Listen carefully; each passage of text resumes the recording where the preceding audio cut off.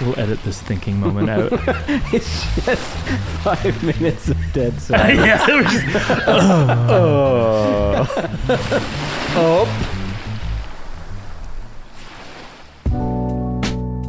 Welcome, everyone. You're listening to Nova Kooks. We are 4 East Coast surfers that don't take ourselves too seriously when it comes to surfing or other things. Hence, our name, the Nova Kooks. This podcast's mission is meant to not only take you on our surf journey, but to also explore personal growth, adventure, and the world around us, including pop culture and other topics.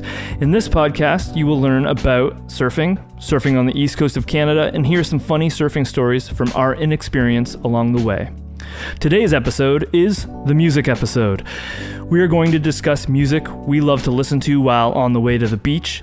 We will also discuss our favorite surf moment as a way to help inspire you listeners to go out there and create your own great surfing moments. Of course, at the end of our episode, we will get another awesome question from Charles to finish out our chat today. Oh, hi. Wait a minute. Who are you? I am Jared Gates, educator, husband, father, enjoyer of music, movies, running, and surfing, and I'll be your host. I'm with Josh I, an environmentalist, physical and mental health advocate, outdoorsman, and musician, and David Roger, a husband, educator, biker, surfer, lover of pop culture, and most experienced surfer of the group. We have Charles Curry on the line. We're experiencing some COVID and technical difficulties, so Charles is joining us from his home. Hopefully, in the editing process, you won't notice that at all, though. And Charles is a techie film director, musician, and lover of music and movies. Welcome, everybody. Hello. Yeah. I have several questions I want you to consider. So to start off the music episode, today I want to ask what your favorite song or songs to listen to on the way to the beach to surf. To help kick it off, and to give you an example, the reason I asked this question is because I can remember what I was listening to the very first day that I had my brand new surfboard, wetsuit, and I was headed to the beach actually to meet up with Charles. And I remember the song and the time like it was yesterday, and the song that I was listening to that day was actually by a band called Wolfpack, and it was called Deantown. And I just remember I was driving, I was so pumped. It was after a day of work, and the bass line for that song is just driving. The bass player of this band is Joe Dart, and he is just the most incredible bass player. And he's just playing this song, and it's just this driving bass rhythm, and it just had me pumped. I just wanted to get to the beach, and it just had this awesome flavor to it that just lended very well to the mood I was in of excitement to get to surfing.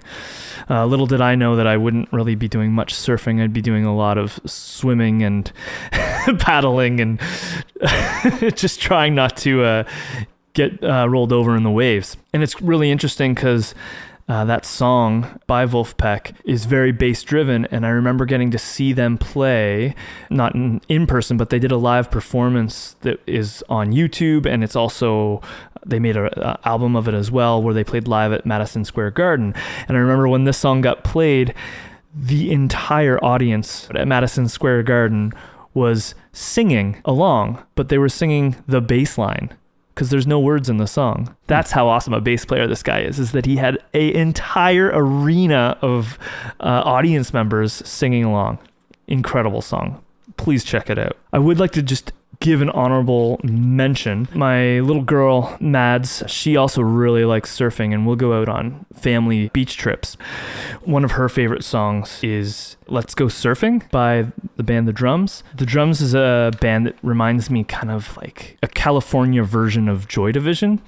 They're very like new wave-ish kind of vibes, and I think they kind of even dress that way. My daughter loves that song because what we'll do is usually Maddie and I will get the car ready with the surfboards and the beach bags. We'll get the car ready, and then we'll get all buckled in and be excited to go to the beach. And of course, we're still waiting for my wife to get the snacks, and we're just waiting for her so we can push play, because the chorus of that song is "Mama, I want to go surfing."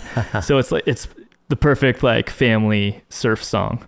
Nice. Josh, what would you say your favorite song that doesn't have to be about surfing, but you relate it to going to the beach? What would that song be? I have a few. They're not quite as upbeat. Usually we're going surfing at like 5:30 in the morning, so I like to keep it pretty chill, if not totally in silence for most of the drive. But when I do put some music on, one of my favorites from last summer, at the very least, is Pine Grove, Old Friend. Great tune, very chill, cool acoustic sound. Another one would be Whitney, the Hammond song.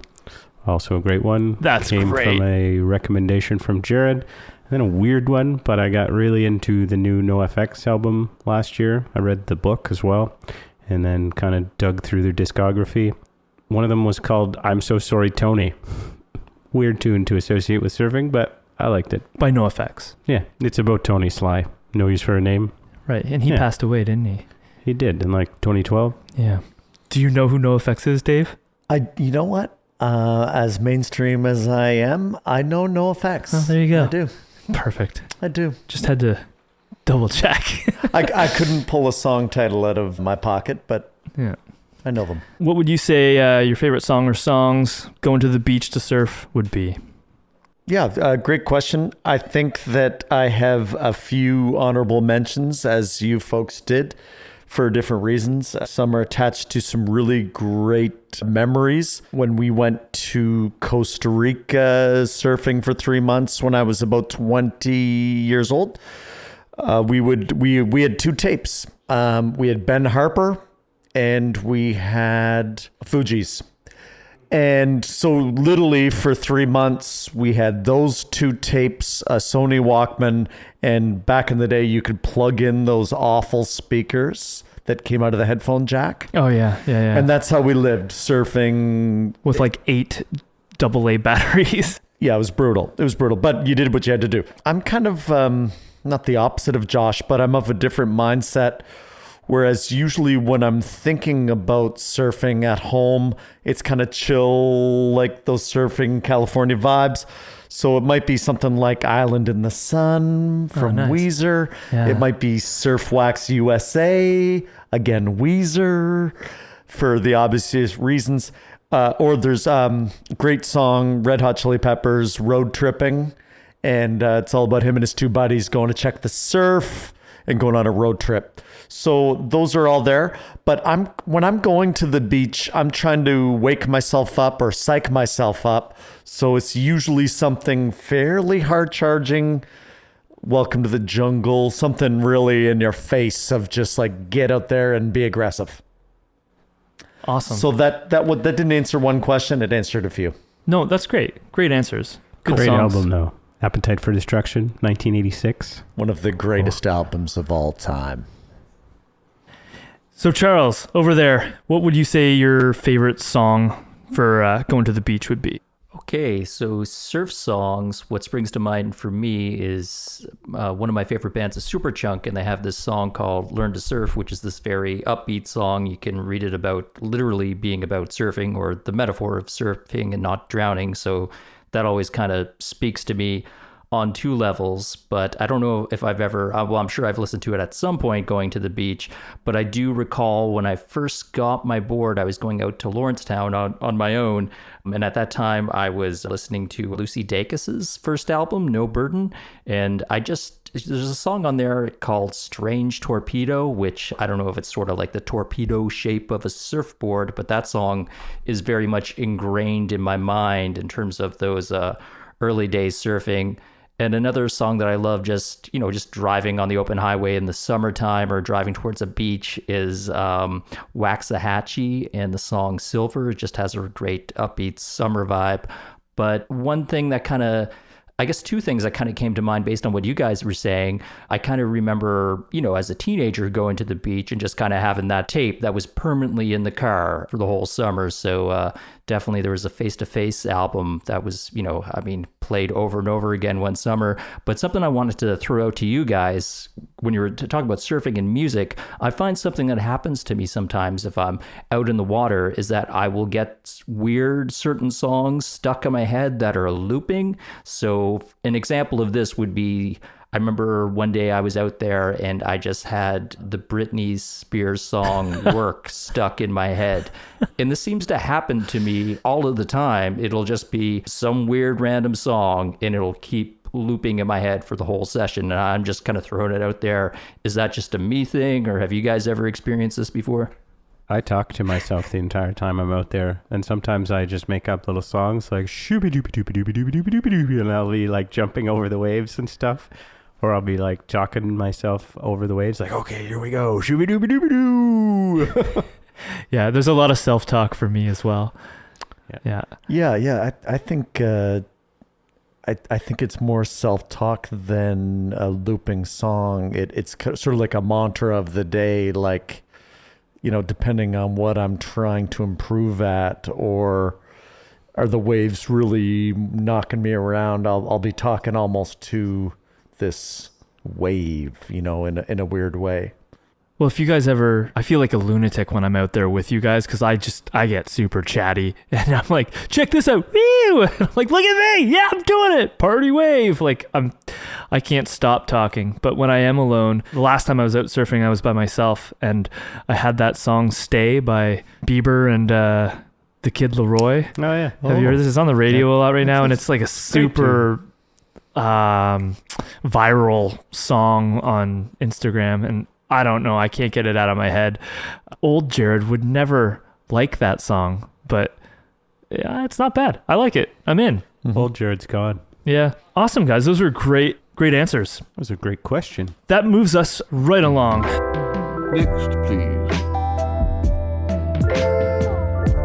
The next topic for today is something I'm really excited for. Josh, Charles, and myself have been in various bands together in the past, and to some degree are all accomplished musicians in our own right. We decided to give our podcast an official theme song or music clip to help get our episodes started and finished. I was able to find some royalty-free music from the internet for the first episode and the start of this one, but it will be nice to close with our new original theme for this week's episode.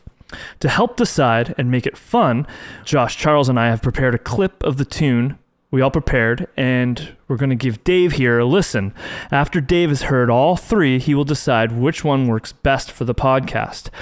There will be no hard feelings, as each one is pretty great. Dave won't know who prepared each one, though it'll be interesting if you can sort it out based on elements from each. Try to ignore these hints as you try and keep that info out of your bias. Dave, if you're ready, here we go. I'm ready. The first one, we're going to call it the party theme. I like it already. Ladies and gentlemen, welcome to the party. Let's get on with it. Welcome to the show. So that's the clip of the first one. I really like that one. That was the party theme. Party theme. The second one is the hip-hop theme. Nova Kooks. Hello. We need just a few moments of your time.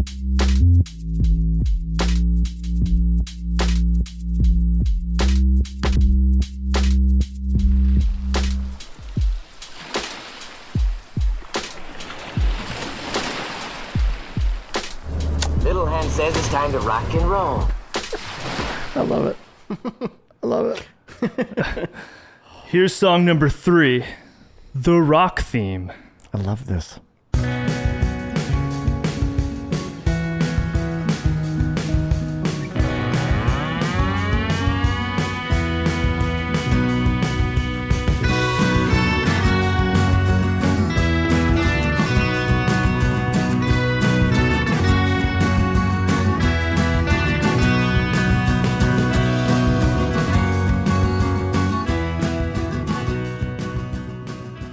Wow, you guys created those? Those are the 3 songs. Now, remember, Incredible. Dave, that all of those are just like a shortened clip, and in the center, they can be stretched out quite easily, all 3 of them, and you can imagine talking happening. So, just to remind you, we had the first one with the party theme, welcome to the party. The Love second that. one with the hip-hop theme. What were the sound clips in there? Oh my goodness, I don't recall. Oh. They do sound very familiar, but I can't tell you what they are. Oh. Maybe like Ferris Bueller's Day Out. I don't No. know. Point Break. Breakfast Point Club. Break, Charles got it. They're from Point Break. Point Break. Yeah.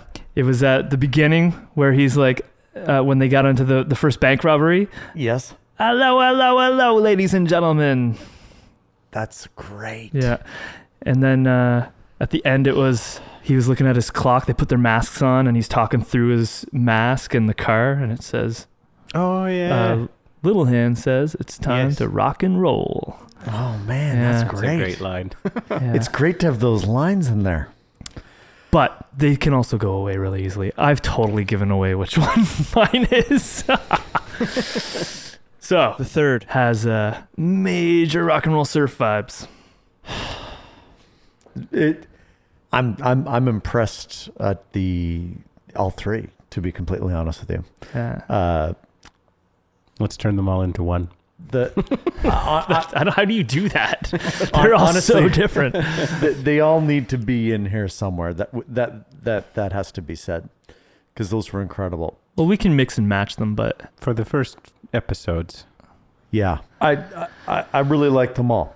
The one that I could really envision it like in the background and kind of fading in and out, as it were, podcast style, and maybe they all could. And in fact, I'd love to hear them all again.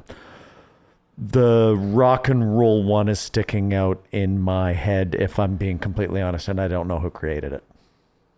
But I think you can figure out who created them. No? no. Really? I mean, I know that you did the second Well, one. I leaned now. in too much, yeah. So Josh did the welcome to the party, Yep. the party theme. Great. Yeah, which I thought was great when he sent it to me on the They're all weekend. fantastic. I thought it was great. And then I did the hip hop one, and I totally sprinkled Point Break in there so that you'd vote for mine. I like that. And then Charles did the rock theme. He sent that to me today, and the second I heard it, I was like, yep, there it is. I was like, Charles wins. I sent Josh a text. Charles wins. Which had the one with the waves coming in and out? That of was it? mine. But you could totally That was very add that good. into them, right? I don't know. I think all three need to be used, and I know that I'm not trying to Pieces placate of anyone. all three, you mean? They're all amazing. Yeah. Well, we'll figure it out. Maybe we work better as musicians after all. We can just blend them. We'll Yeah, put we'll- one in the middle as an advertisement break. Yeah. Well, that's it. Yeah, you know what? Maybe like in between our segments, we can insert them. You'll see, listener. You'll see. Next, please.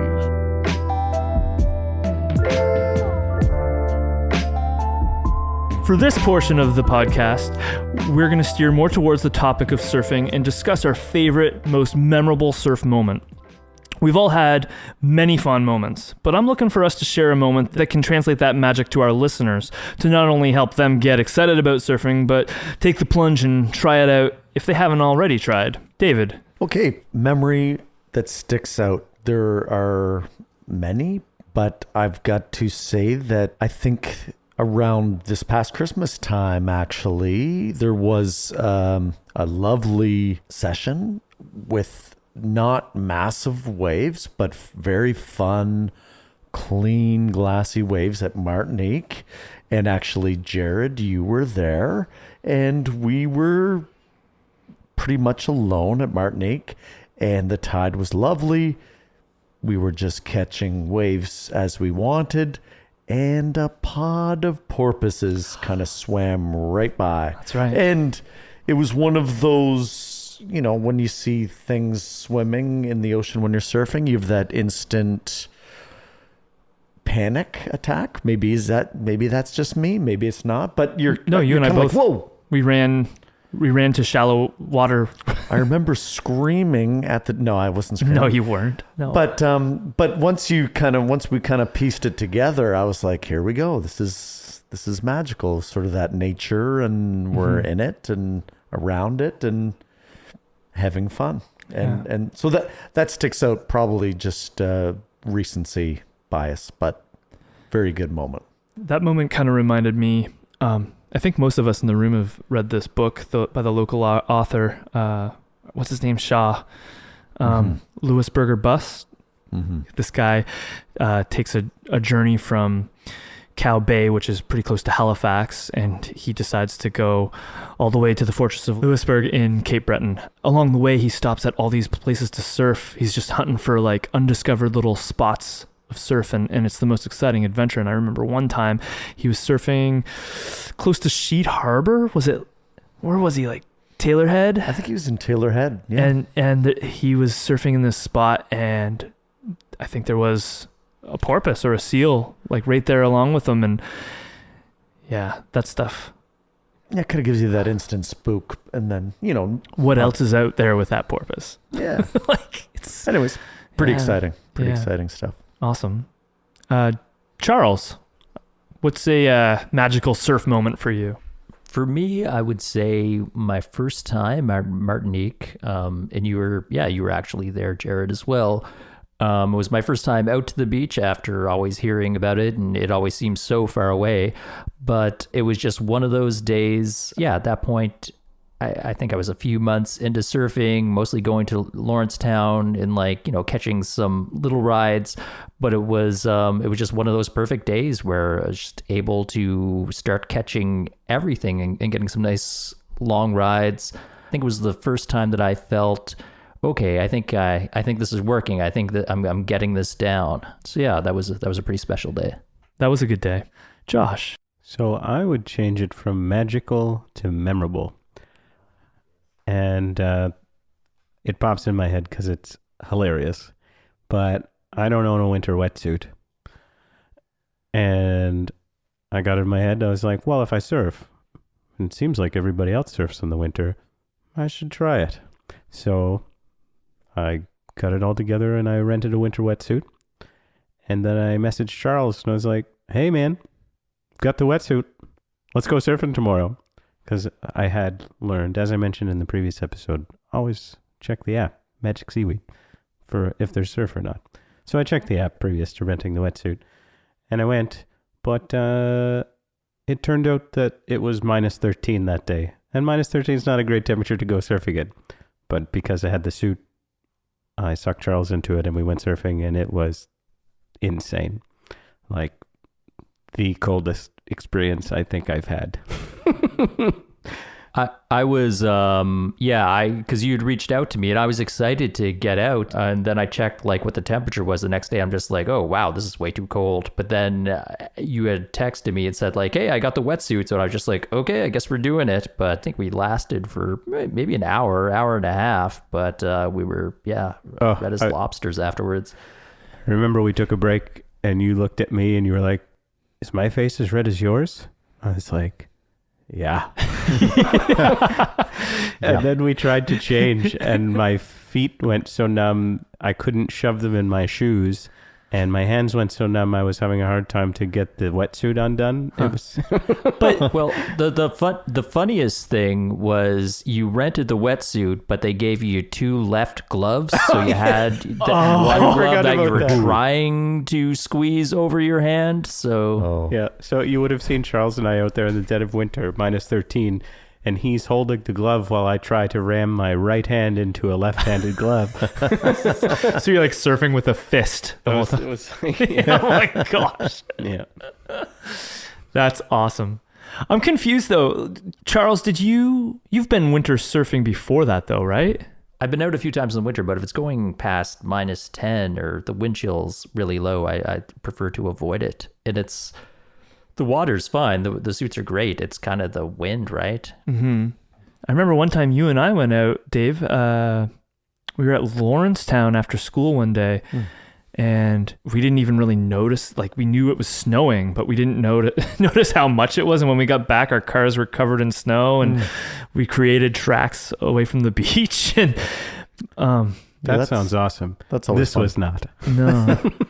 That was a cool day. Yeah, there's something about floating in the ocean and it's snowing. I don't know. Yeah. You really feel like you're in it. But often people will ask me you surf? You surfed? You surf in that? It's so cold. And I just tell them there's so much rubber on me. It's literally the warmest thing I own. The hardest part is just figuring out the logistics of getting changed. But often we'll just get changed and then go in our wetsuit to the beach, right? Yeah, and I find my move now, and I'm sure lots of people do the same, is I just throw a few towels down on the seat and book it home and take it off in the hot shower. Yeah. So you really bypass all the real cold, most of the real cold moments. I have a massive salt stain on my elbow rest in my car from my wetsuit. Yeah. Yeah. But so, obviously wetsuits now are you're sweating in there. You're pretty hot. Yeah. So it's just the change in and out. If you can bypass that, you can pretty much get around it. Yeah. My magical, memorable moment, I would have to say, I think it was while I was working out closer to the beach. I remember I would always go to the Seaforth, which is right by Hope for Wildlife. I love that wave. Don't take my wave. Seaforth, North Carolina. What's that? Seaforth, North Carolina. Yeah, it's not Nova Scotia. Yeah. Yes. But I remember changing this one day. It was just like this perfect day. I booked it. I looked at the surf report, Josh, and it said that it was going to be good, firing, if you will. And I booked it right after school. The second I was able to leave the building, I did. And ironically, I was changing on the side of the road, and then a school bus from my school drove by as I was changing into my wetsuit. And I'm pretty sure no one saw me, but it was definitely that awkward moment. You don't want to see your teacher changing on the side of the road. Like, where in the world does that happen? But then that day was it was so beautiful. I got down to the beach and no one was on the wave. And as you guys know, if there's like 2 or 3 people on that wave, it's hardly worth going on it because then the lineup's ridiculous. I remember I was out there catching waves, and first time the wave was like curling behind me, and I was riding it and I was steering and everything was just locked in, and it was like the first time that I really felt like in control, and I could, in the moment, on my board standing, and I'm like, I know what I'm doing, I know where I'm going. Just, everything was just locked in that moment. And then about 20 to 30 people started walking onto the beach, and there was like 2 golf carts, and I was like, what is going on? And then as I'm out there, I'm just watching, I'm like, I got super self-conscious because at that stage I still didn't want people watching me surf. I didn't know if and there was like a news camera there and stuff. I didn't know what was going on. I thought the people were like catching my memorable moment or something. Good. I was doing so good. People came. Wow, the news is showing up. Yeah, the news came. They wanted to cover it. Moment. But no, what they were doing, it was Hope for Wildlife, and they were releasing two baby seals that had been rescued. They were releasing them into the water, and I just remember being like, whoa, because one of the seals right away swam right out to me, and it was like this super sweet moment. Nice. And I'm sure there's tons of other good moments. Josh and I always talk about how when we're driving back from the beach, there was one thing to take from the day, even if it was the crappiest session. There was one thing to be learned, and that no fail every time. Every time I'm leaving the beach, I can think of one thing I got out of it that will improve either my surfing or my love of surfing and the beach and being so close to the water. Well, no disrespect to golf, but it's kind of like that. If I go golfing, and it's rare, if I hit one good shot that has that, hit the sweet spot, sounds good, kind of goes in the air in the way that I want, as long as I get one, I may come back again. With surfing I like it way more than that. So there's always one little nugget you can take with you, even if you feel, there's always one thing you can bring with you. Yeah. Shame on you for bringing golf into this conversation. But it is that. I hate golf. But fair. Give it 10 years. Golf is fun. I don't hate. It's that one thing. You get that one thing that brings you back. Okay, so we're going to move on to our final section of our podcast. It's that time for the always intriguing final question from Charles. Take it away, Charles.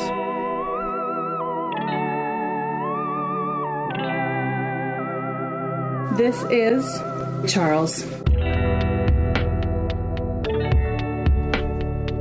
Okay, so this week's question. If time was a tree, how would it grow? Oh, man. You got to give us a second. We'll edit this thinking moment out. It's just 5 minutes of dead silence. Yeah, it was just, if time was a tree, how would it grow? Oh man. I just have like a time lapse, really super slow motion image in my mind of see those like a bulb bursting and the stem comes up, but it's advanced time lapse. Is that what we would call that? Yeah, time lapse. For some reason, and I don't know if I'm just being overly simplistic and talking time and tree, that I kind of put those together, but how it seemingly is. We know this thing takes a long time, but you look at it from a different perspective, or speed it up or slow it down, and that thing is just shooting out there. And I don't know. I'm also thinking, root structure, or kind of opposing the stem and the leaves kind of going up. I don't know. It's we're all over the place here. All right, my turn. So if time were a tree, how would it grow? I don't think we have to say if, because to me, a tree and time are exactly the same in that they're like all directions. And if you think about a tree, it's growing down, it's growing out, it's growing up, it's growing this way. So like its movement or its growth is all encompassing, just like time. It's every direction. That's not a great explanation, but that's how I see it. Could the tree be thought of a time measurement device? Yes. Thank you. An omnidirectional time measurement device. And that's the right answer. Okay. We're done. No, so thinking about it, I think like based on what you guys are saying, but also what I was saying about how that one tree was growing straight up after it had been cut, I think about a tree's lifespan and how you can see moments of time in it, like when Johnny built his treehouse on it, or when Jimmy down the street tapped it for syrup one year, and it develops scars like we do in our lives. But I think like, is the tree the true representation of time? I think we've decided that it is. And it's chaos. And the seed, seeds coming off the fruit. Is this going where you thought it would, Charles? It's very interesting. What about you, Charles? Give us some headway. You've had more time to think about this. All right. Well, I like trees and I like to think about time. I like trees. But so thinking of this as a type of metaphor, or a tree representing time, or a life. So, I mean, we think of time as being like linear and moving in one direction, the way that a tree does. It's growing up. But if we think of the branches potentially as relationships, it could be with people, it could be like your relationship with surfing. So maybe the tree is growing and then that surf branch starts to grow at a certain point, and then it kind of stops growing because you take a break from something, or it could be like a relationship or whatnot, but then you kind of come back to it and it kind of like takes off at another time. So it's something that I think about in terms of a metaphor, that it's like these, we're constantly growing and time is passing, but there's things from our past that maybe we come back to, and those things continue to grow, but maybe some branches break off as well. Fantastic. Omnidirectional. Great question. Yeah. Yeah. As always, awesome. That brings us to the end, ladies and gentlemen, listeners. And we just want to thank you for listening. Keep tuning in as we, like a tree, grow. Sometimes our branches might get a little bit chaotic. Keep following us. And donate to our Patreon. It helps us keep going. We don't have one. Just kidding. What? Send us e-transfers at... No. Yeah. Send checks. Yeah. Okay, well, yeah, thanks for listening. Thanks for joining. Thank you guys for all of the insightful questions and answers and anecdotes. I've been your host, Jared Gates. I've been a guy on the couch, David Roger. Man in the chair, Josh I. And Charles. Awesome. Thank you. Thanks for listening to Nova Kooks. Join us next time for more kooky surf moments, beginner surf tips, music and movie talks, eccentric questions from Charles, and don't forget to follow us on Instagram. Thanks, and be well.